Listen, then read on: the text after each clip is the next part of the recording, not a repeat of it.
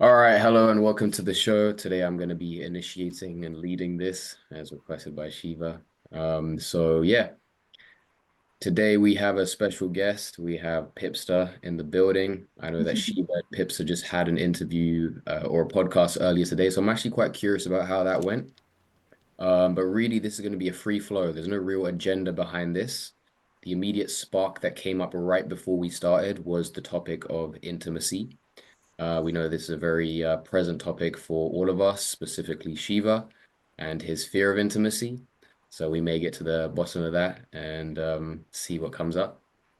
So curious if you guys want to share about your previous episode, what arose, what came up. Well, we actually talked about the Analinga and Isha Yoga Center a lot, but then that was intertwined with talk about the topics you have been touching upon in the last week, which is intimacy, relations between men and women. Uh, for me, also the topic of trust is involved. Trust. Um, yes, and sexuality, because I saw your video that was recently made on spiritual sexuality, or I don't remember the exact title, but it was one in which Shiva said that he didn't feel fully authentic in front of the camera, knowing that women could possibly watch, uh, and that intrigued me. Hmm. So you guys spoke about all of that then in the previous. Nice. Yeah. How about you, Shiva? What came up for you? Yeah, you know, studying the Buddha's teachings, I knew that I had thrown everything away in terms of living a worldly life. I became an ascetic very early on, 19 years of age.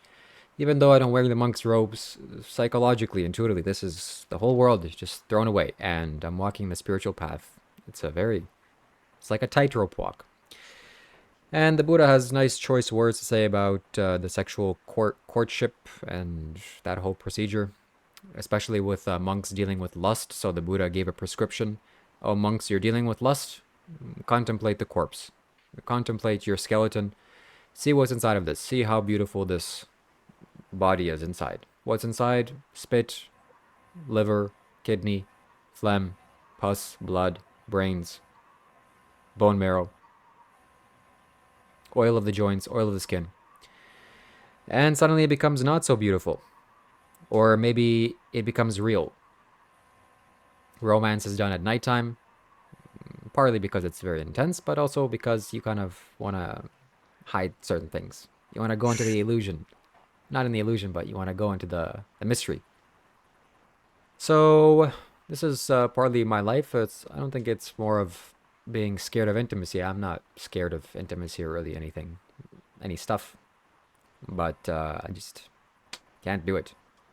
It's not really possible for me right Why is now. it not possible? Oh, because like things I said, I just it's a little bit uncomfortable for me to see these things, see these aspects. It's well, I should say what naturally comes to me comes my way, I'll accept it. But right now, nothing of that sort has come. So you are scared. Okay, got it.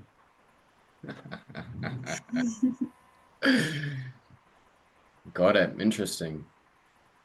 Interesting. What's your reflection, Pipster, based off your experience of Shiva, based off your interactions of him? I'm curious what you pick up about his relationship to intimacy. Um, I have a feeling it's not necessarily specifically about intimacy, but maybe just about women. Um, and this I say because uh,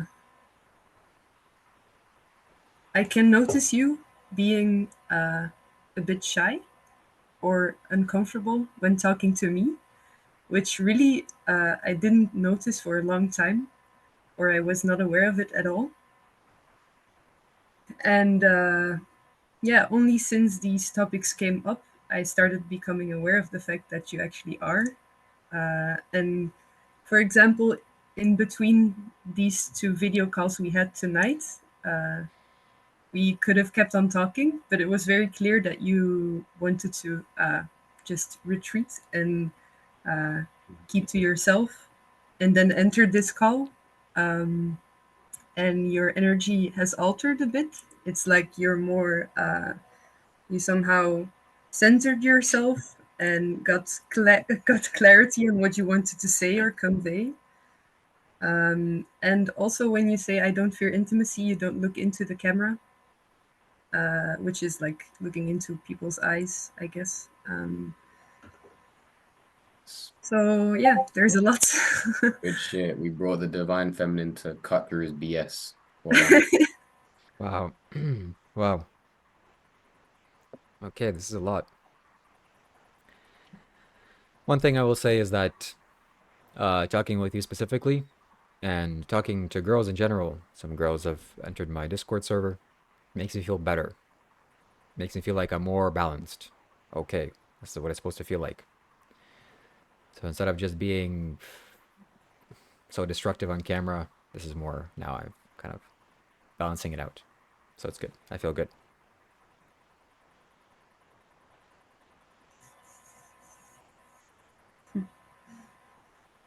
What else? What about you, Leo? You willing to share anything about your life? What do you think about this? What are your thoughts? Can share more, yeah. I mean, look, I think that, yeah, intimacy is a very important topic. I go through these phases as well, where like if I spend too much time alone, I start to retreat a bit more. And I start to get this fear of women as well. I don't know why it comes up, but it's probably some kind of wound from when I was younger. And yeah, so it's like these phases, these cycles. I have these moments where I'm very expressive and I'm very in my body and I'm very excited to meet women, and then phases where I kind of retreat back. So I don't really know what the root of it is, but I'm just honoring the cycles, just honoring the cycles. Um, I'm coming out of a phase. I think I made a recent podcast with Shiva about going to the strip club and going to the nightclubs. And during those phases, I'm very active with women. I'm speaking to a lot of women. But in present moment, I've retreated. And yeah, there's like a new fear that's arose, actually. A fear and a detachment. It's kind of like I've gone back into the observer lens. So again, just honoring the flow, honoring the dance. Can you say more about the fear? The fear. Um, I think you could say there is a fear of vulnerability, maybe. Maybe there is a fear of vulnerability. Fear of truly being seen. I enjoy intimacy with the right person, but I feel like if it's just a random person or someone that I don't have rapport with, I don't feel like I can fully be myself. And so there are shields and probably there are some, yeah, blocks that arise. Yeah, yeah. I actually feel it in this moment as well, to be honest. I do feel it in this moment. It's almost like there is a mask that needs to come online now. Mm-hmm. Do you have any thoughts about that, Pippa? Mm, I'm mainly just wondering what would help us to take off the masks. Um, and also, maybe it's good that I share where I'm at uh, on a personal level. Um, because I feel that I'm quite good and direct at expressing vulnerability and a need to be vulnerable. Um, and I recently did so with a person. Um, but I think I tend to go in the opposite direction, which is not to retreat, but to kind of demand from the other person that they stay with me in it, even when maybe they're not ready to do so or willing to do so, and that there's a, yeah. Mm, this also has to do with trust, um, but in another way than what I hear from your side, um, which I Makes think sense. is interesting in terms of men, women. I mean, we're not general, but still. Makes sense. So on one end, it's like the fear of being seen. On the other end, it's like the wanting to be seen is the way that Mm. I'm observing it. So if you was to give a um yeah, like a suggestion or a feedback to the masculine, the fear of being vulnerable, because I think that's a collective wound as well. Most men have this thing of like not wanting to be vulnerable or not wanting to be seen as vulnerable. I think it's just natural. You want to be perceived as strong, powerful, confident, capable. And so, what's your experience with other men, and how would that inform your yeah, almost like a reflection to the masculine? Um, so I want to start off by saying that it's not necessarily a healthy perspective, um, but I actually do have the experience that I enjoy being with men who are vulnerable because it makes me feel safe, but it doesn't necessarily attract me to them. While on the other hand, I can see myself being drawn to more charming, somewhat unpredictable types, uh, and then actually wanting them to be vulnerable with me, which I which then doesn't happen, or it happens to some extent, but not showing the full truth. And then it frustrates me, and then I wanna. It's like this urge to try to heal another person, even, which is impossible. But yeah, there's something in me that then wants to make that happen. Uh, and I also want to try to understand why that is, or what I'm looking for in wanting someone else to show their, yeah, their pains.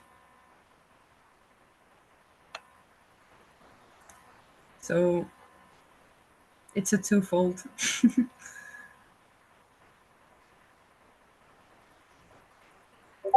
I just want to say that if you're a man out there listening to us right now, it's okay for you not to have a girlfriend, not to be surrounded by women, not to have a wife. It's okay for you to be alone. Also, I think sometimes in our society and our culture, especially with some of my friends, shout out to you, Carlos, people will see you as something is wrong with you if you're not in a relationship. What's wrong with you? Are you okay? Are you functioning well? Why aren't you doing stuff in the bedroom? It's okay. It's okay. Relax. I really like that. It's good that you say that. You know, I stumbled across a video yesterday. It was like this man in his 30s, and he was talking about how he pays for sex and how he's basically come to terms with accepting that's just what he's going to do indefinitely. And I was looking through the comments and I was like, wow, like there are so many people that are affirming this same thing. They're going through this same process. And it made me realize that there is a big shift that's happened, I feel, in the past 5 to 10 years, where I feel like men are starting to lose almost like connection to women or intimacy to women. So it's been very interesting to observe that. And I feel like the most important thing that men get to do now is just accept and just be at peace with what is. If you get the opportunities and women come into your field, beautiful, great. You know, if anything, go and pursue that. I think that's a very masculine trait. But if it doesn't arise and that's not part of your process, and maybe you're on a spiritual path or whatever, be okay with not having a woman in your life. I think that is totally, totally fine. It's like the self-shame and the self-judgment is actually the one of the worst things that you can possibly do. Comparing yourself to people that you see on social media. Oh, this guy's got X, Y, and Z amount of money and women and whatever else. It's the worst thing that you can do.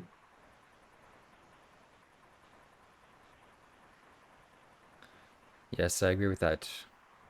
Pippa, do you have anything to say about that? Um, what kind of needs is it that you're seeking to fulfill in a relationship to women? It's a question to both of you, actually. Apart from sex, what is it that you seek or would like to see fulfilled? For me personally, I'm in a space of learning how to trust myself and return back to sovereignty, no longer seeking anytime I'm seeking love outside of myself, I notice I'm not giving myself something. And so there's like this needy boy that's like, oh, which woman is gonna love me? Which woman is gonna give me validation? Which woman is gonna hold me and approve of me? That's kind of like the phases that I go through. In present moment, I'm learning how to give everything that I seek to myself, just become my own lover.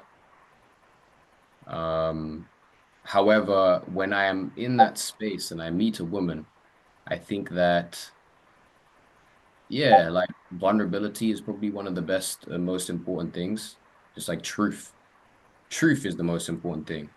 You know, like how honest is one able to be with their own emotional state and the things that they're feeling, the things that they're observing.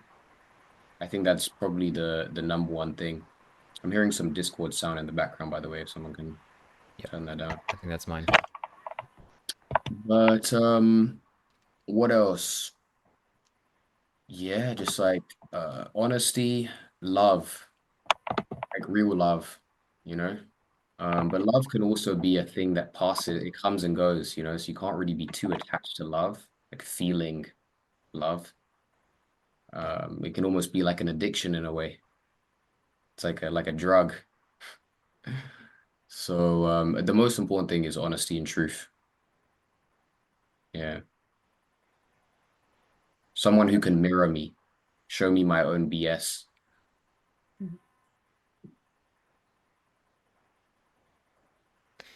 For me also, that,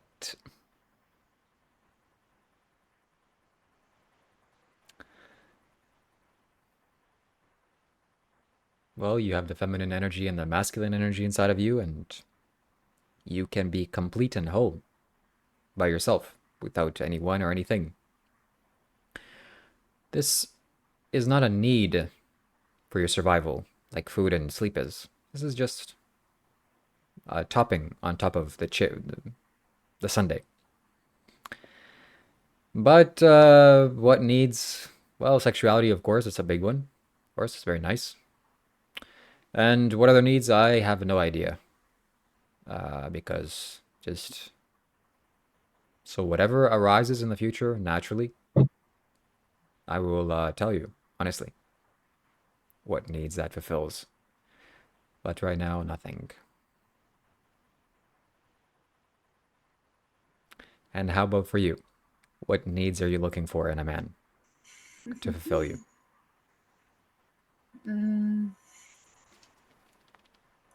I think there's a lot of joy that can come out of having someone who knows you really well. And playfulness. Mm, I agree that it's good to uh, give yourself whatever it is that you need. But at the same time, I do long for emotional support, um,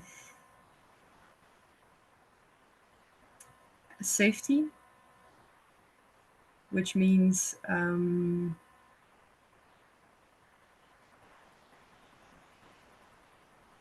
the ability to face things together um, all kinds of challenges, and truth as well.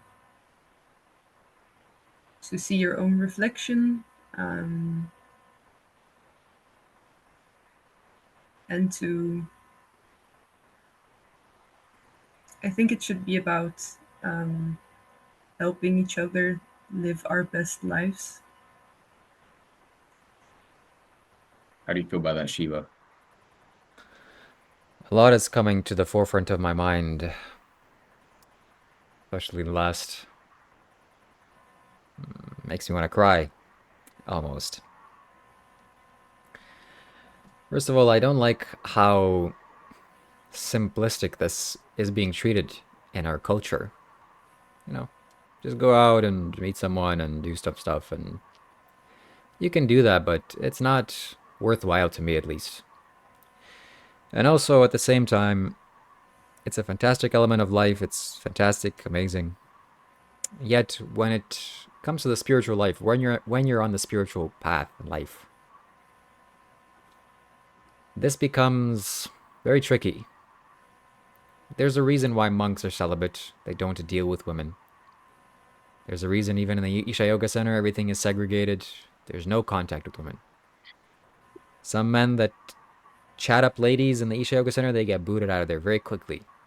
That's not because they don't want you to do some stuff, but because there's massive confusion when it comes to this. It can arise huge.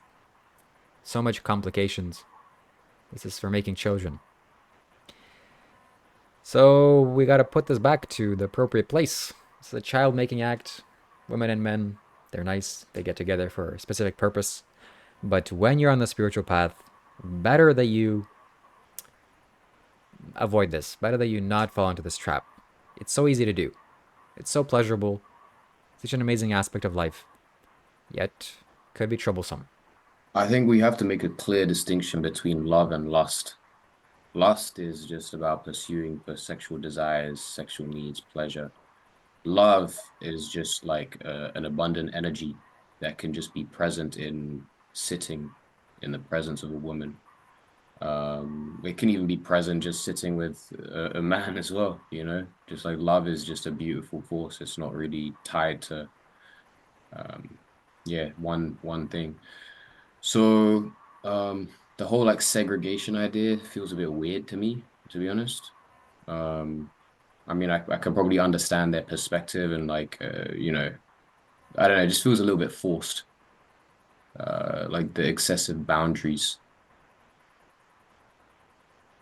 That's my immediate perspective on it. Yeah, I think the trouble lies when you're seeking something from the other person that you can get within yourself. That's the illusion. Love, lust, sexuality, sensuality, feeling of comfort, safety, all of it is inside of this. When you start to see and it's outside, oh, this person's amazing, oh, this, oh, you're kind of going the wrong way. But then you're enlightened, right? I guess so. What does that Yes. mean? I mean, yeah, we can discuss what it means, but um, life is also about relating to things, not only to women or other people, but anything. Like literally anything in your own life is something that you relate to in some way. And what's the point of not doing it? What's the point of not doing what? Stepping into relation with specific things. I mean, everything is a distraction from pure enlightenment. Or do I get this wrong? How would you answer this question, Leo? Which question? Well, what people just asked. Is it a Sorry, distraction? repeat it. Bro. Is it a Distraction? is it a distraction? Yeah. I don't think so, man. I really don't think so. I think that a true enlightened being has, you know, number one, has recognized their true nature, not on a mental level, but on a consciousness level. They have realized themselves, their true self. And so in that process, identity is dissolved, seeking is dissolved, because you're basically merged with the field. You're one with everything. Um, and so if you're one with everything, truthfully, the resistance to everything kind of dissolves through that process as well. Now, it's not an immediate process because you still have a body, you still have a mind, you still have conditioning, you still have trauma that you've experienced in your childhood. So the full embodiment of enlightenment in the mind and body is a process, right? And some of us have more trauma than others. Why are you laughing? I'm just laughing at things you say or said.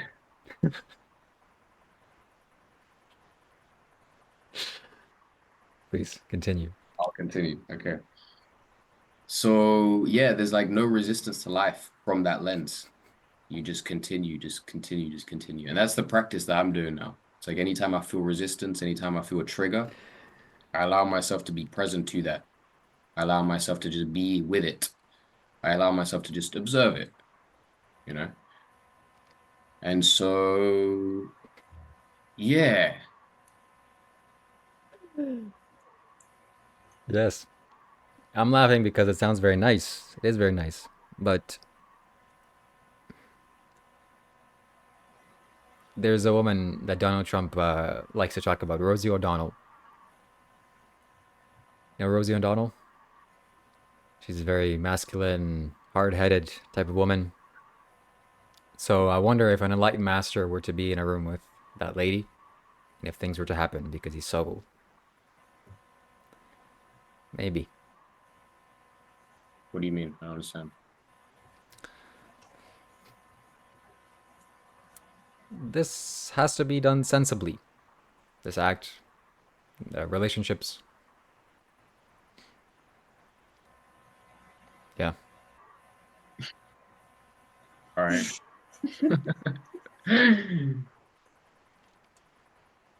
But Shiva, apart from distraction, what is the danger for you? Even when it's not about sex, just relating to women, being with them. I'm reminded of the story that Sadhguru tells. I relate to Sadhguru and kind of his follower. He says that in the early years of his life, he thought that this is not going to happen to him, meaning relationships or a wife, because he's of a certain kind of nature and it's just not going to work out. Until this woman saw him in the restaurant and they looked at each other and he instantly knew who she was and she started crying and then things happened and he gave her his phone number and a few months later they became married. So what is the danger for me? There is no real danger. But this has to be done sensibly. I don't go into any job that just, hiring. No, that's not for me. It's not supposed to be done this way. And what is the danger? The real danger is it's an energy exchange. It's quite potent. You gotta know what you're doing. It can be done for fun. I have the same hormones just as you do. And the fun aspect of it, the animalistic side of things, fantastic. Okay, that's wonderful. But aside from that, looking into each other's eyes, that's quite real. And maybe realness is not what I'm ready for. Also, the danger is making children. That's another danger. STDs are another danger. Relationships, you the hormones flare up, and then after that, okay, what now? I don't know. Should we go our separate ways, or what's going on here now? I mean, Shiva, I think you're mixing everything up again.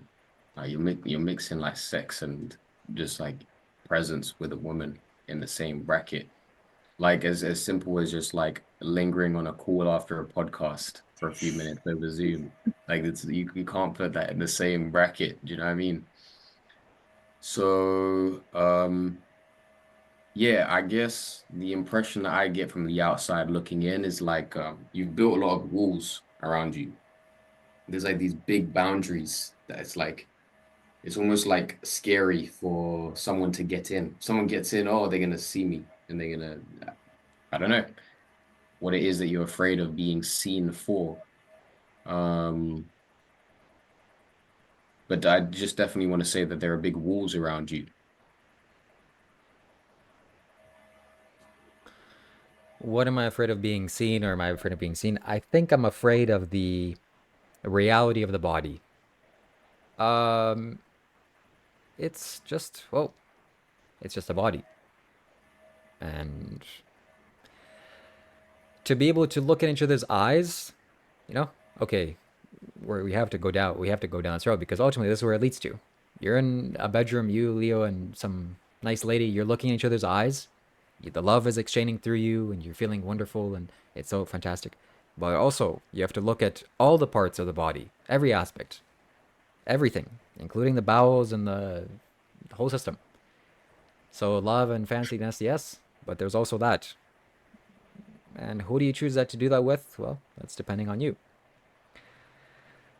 We're not talking about sex here, bro. We're literally talking about.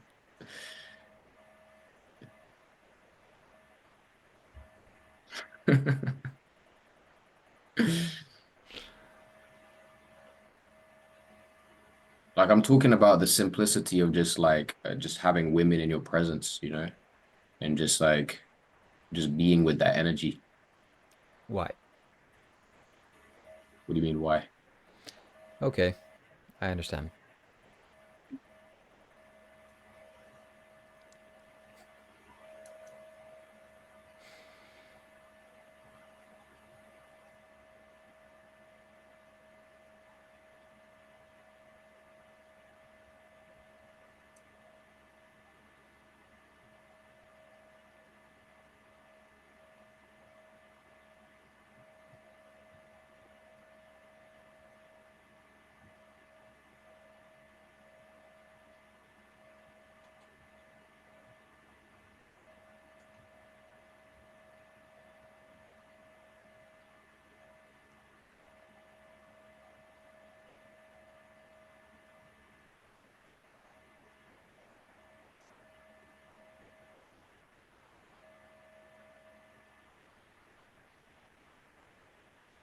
What's my desired outcome?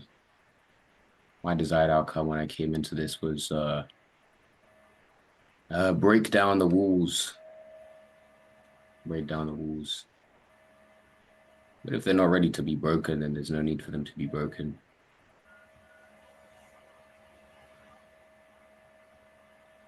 I actually have a suggestion. I think, Shiva, we should at one point just do a video call, the two of us, and um, be present. And you should feel what it is like to be in my presence and try to describe it, just as a starting point. Let's do it. Beautiful idea. I think this concludes our call for today. We've reached Yes. the end. We have reached moments of discomfort, and I'm grateful for it. I'm excited to see the next episode between you both. Just see what arises. We've reached Thank the. you. Yes. Thank you for today's conversation. Thank you very much. Stay tuned for the next show. Goodbye.